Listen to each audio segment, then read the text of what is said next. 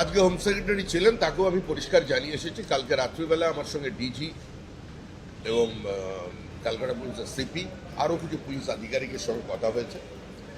আমি পরিষ্কারভাবে একটা জিনিস জানিয়ে দিতে চাই, বিজেপির তৃণমূলীকরণ হবে না। আমাদের দুজন কর্মী এর মধ্যে শহীদ হয়েছেন, জিতেছি আমরা। আজকে যদি এই ফলটা উল্টো হতো, এতক্ষণে আমাদের 200 কর্মী খুন হয়ে যেত।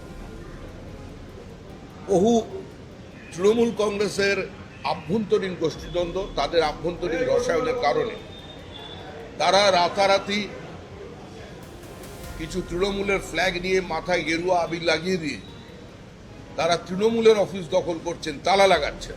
আমাদের দলের পক্ষ থেকে অ্যাজ অফ নাও আমরা বলে দিয়েছি যে যারা এই কাজে বিন্দুমাত্র ইনভলভ থাকবেন, মিউনিসিপ্যালিটি দখল, পঞ্চায়েত অফিস দখল, এগুলো এখানে চলবে না।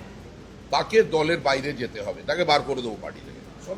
এবং পুলিশকে, হোম সেক্রেটারিকে আমরা ক্লিয়ারলি বলেছেন অত্যন্ত কঠোর হাতে পরিস্থিতি নিয়ন্ত্রণ করুন।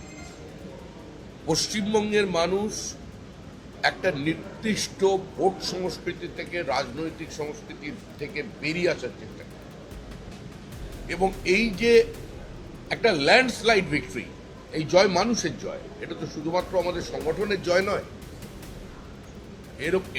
এটা প্রধানমন্ত্রী আশ্বাস দিয়েছিলেন মানুষকে যে ভয়ের বাতাবরণ থেকে বেরিয়ে আমি ভরসা যোগাবো, সেটার গ্যারেন্টি।